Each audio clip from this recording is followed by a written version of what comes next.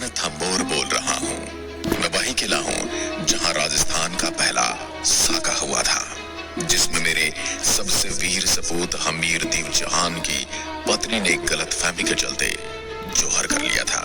मैं उस ऐतिहासिक साके का साक्षी रहा हूँ जो मेरे इतिहास का सबसे काला अध्याय है। मैं वही हूँ जहाँ राजस्थान के वीर सपूत हमीर देव ने अपना सर काटकर भगवान शिव के चरणों में चढ़ा दिया था।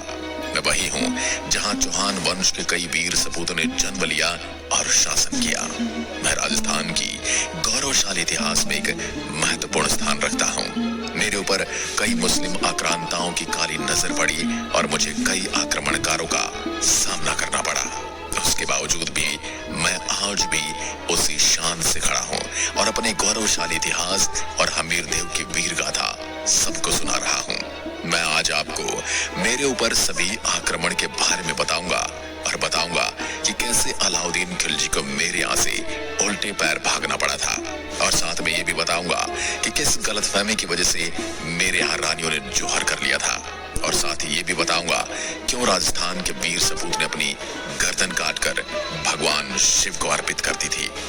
अगर मेरे इतिहास की बात की जाए तो मेरा निर्माण राजा सज्जन वीर सिंह नागिल ने करवाया था, और उसके बाद से उनके कई उत्तराधिकारियों ने मेरे निर्माण की दिशा में अपने महत्वपूर्ण योगदान दिए।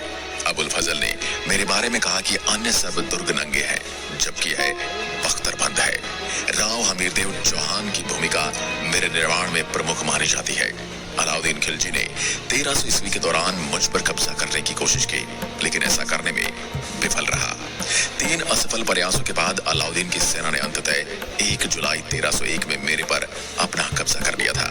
3 शताब्दियों के बाद अकबर ने मेरे इस किले का पदभार संभाला और 1558 में रणथंभौर राज्य को भंग कर दिया। 18वीं सदी के मध्य तक मैं मुगल शासकों के कब्जे में रहा।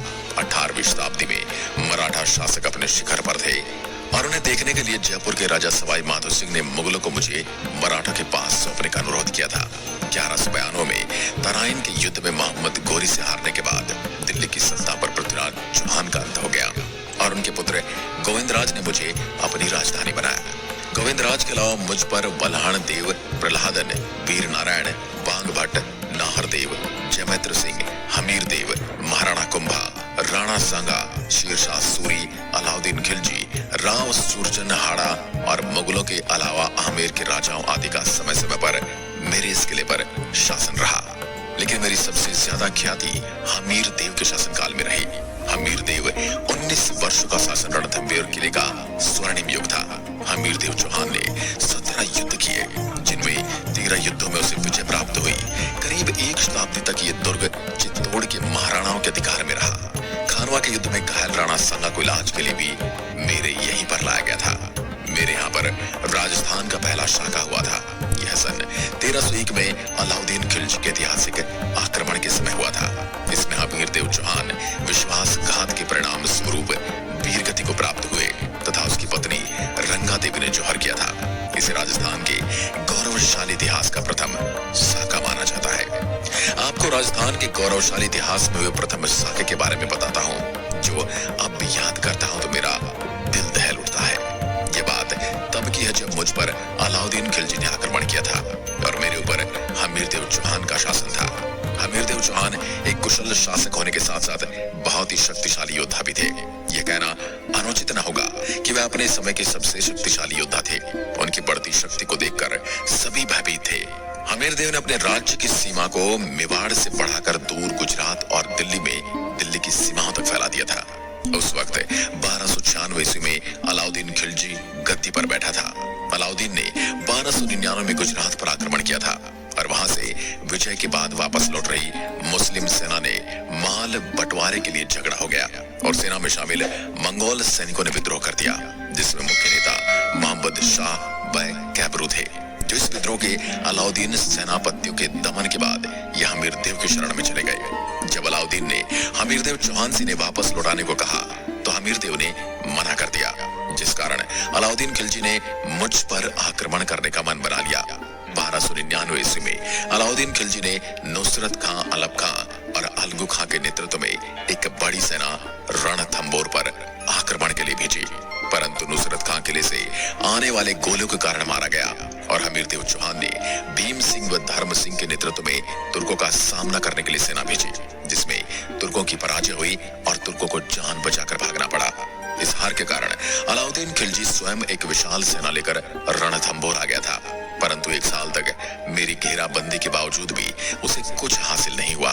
तब अलाउद्दीन खिलजी ने छल से संधि का प्रस्ताव भेजा, जिसको हमीरदेव ने भांप लिया और दोनों सेनाओं के बीच घमासान युद्ध हुआ, जिसमें खिलजी को हार माननी पड़ी और तुर्कों के हौसले पस्त हो गए। दिल्ली के बादशाह खिलजी को हमीरदेव चौहान ने हराने के बाद 3 माह तक जेल में बंद रखा, लेकिन बाद में दरियादिली दिखाई और उसको छोड़ दिया। कुछ समय बाद खिलजी ने दोबारा मुझ पर आक्रमण किया। अब की बार खिलजी की सेना बहुत ज्यादा विशाल थी।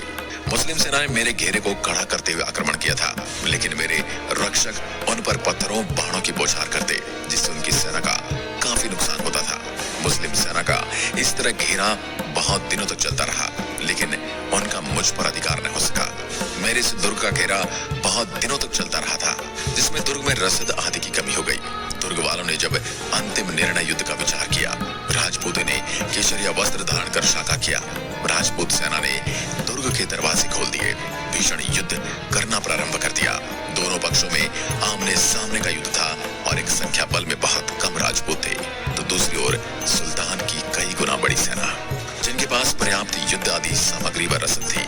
राजपूतों के पराक्रम के सामने मुसलमान सैनिक टिक न सके, वे भाग छूटे।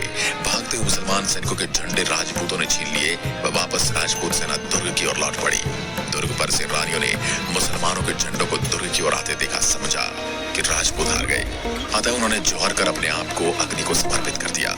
किले में प्रवेश करने पर जौहर की लपटों को देखकर हमीरदेव चौहान को अपनी भूल का भान हुआ। उसने प्रायश्चित करने हेतु किले में स्थित शिव मंदिर पर अपना मस्तक काट कर भगवान शिव के चरणों में चढ़ा दिया। अलाउद्दीन को जब इस घटना का पता चला तो उसने लौटकर मुझ पर कब्जा कर लिया। इस तरह एक गलतफहमी की वजह से मेरे वीर शासक हमीरदेव ने अपने प्राण त्याग दिए। अगर आप मुझे घूमने के लिए आएंगे तो मेरे यहाँ के कण कण में आपको हमीरदेव चौहान की वीर गाथाएं देखने को मिलेंगी। आपको मेरे यहाँ के इतिहास के साथ साथ मेरी भव्य बनावट भी आपको मोहित करने के लिए पर्याप्त है। सामान्य रूप से मेरे दुर्ग में कोई कलात्मक भवन नहीं है, फिर भी मेरी विशालता, मजबूती और दुर्ग की घाटियों की रमणीयता दर्शकों को अपनी ओर खींच लेती है। मेरे प्रवेश द्वार नौलखा दरवाजा कहलाता है, जो बेहद मजबूत दिखाई देता है। इस द्वार के दरवाजे पर एक लेख खुदा हुआ है। इस लेख के अनुसार इस दरवाजे का जीर्णोद्धार जयपुर के महाराजा जगत सिंह ने करवाया था। आप जैसे ही इस प्रवेश द्वार से मेरे अंदर प्रवेश करेंगे तो प्रवेश करने पर 7 मील की परिधि में बना हुआ मेरा भूभाग दिखाई देगा, जिसमें कई मंदिर, महल, जलाशय, छतरियां, मस्जिद, दरगाह और हवेलियां बनी हुई है। नौलखा दरवाजे से प्रवेश कर आगे चलने पर एक त्रिकोणी है। इस त्रिकोणी को 3 दरवाजों का समूह भी कहा जाता है, जिसे चौहान वंशी शासकों के काल में तोरण द्वारा, मुस्लिम शासकों के काल में अंधेरी दरवाजा और जयपुर के शासकों के द्वारा त्रिपोलिया दरवाजा कहा जाता रहा। हर शासनकाल में इस दरवाजे को अलग अलग नाम से जाना गया। इस दरवाजे के ऊपर साधारण भवन बने हुए थे, जो सैनिकों और सुरक्षा कर्मियों के निवास हेतु प्रयोग में लाए जाते हैं। इस स्थान से भी चौकियां और घाटियों की निगरानी रखी जाती है। इस स्थान से थोड़ी दूर आगे चलने पर हमें 32 विशाल खंभे वाली 50 फीट ऊंची छतरी दिखाई देती है। यह छतरी चौहान राजा हमीर ने अपने पिता की मृत्यु के बाद उसकी समाधि पर बनवाई थी। इस छतरी के गुंबद पर सुदूर नक्काशी की गई है। इस गुंबद पर कुछ आकृतियां भी उत्कीर्ण दिखाई देती हैं। गर्भगृह में काले भूरे रंग के पत्थर से निर्मित एक शिवलिंग है। इस छतरी के पास ही लाल पत्थर की अधूरी छतरी के अवशेष दिखाई देते हैं। इस बारे में स्थानीय लोगों की ये मान्यता है कि सांगा की हाड़ी रानी कर्मवती ने इसे बनवाना आरंभ किया था, लेकिन इसके अचानक किले से चले जाने के कारण ये छतरी आज भी अधूरी है।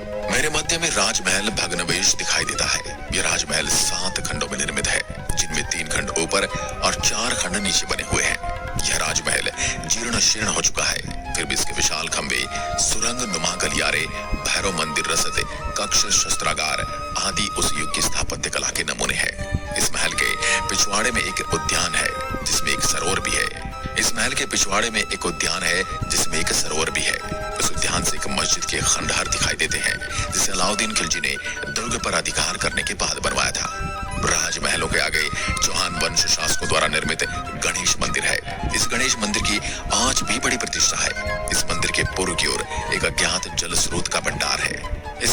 वर्ष पर्यंत स्वच्छ शीतल जल रहता है। इस जल स्रोत से थोड़ी दूर विशाल कमरों वाली इमारत है।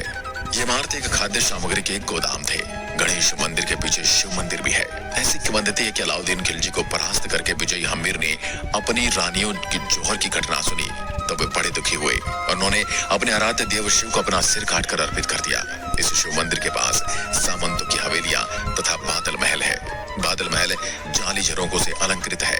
बादल महल से करीब 1 किलोमीटर दूर एक और विशाल इमारत है जिसे हमीर कचहरी भी कहते हैं। चौहान शासक इस कचहरी में बैठकर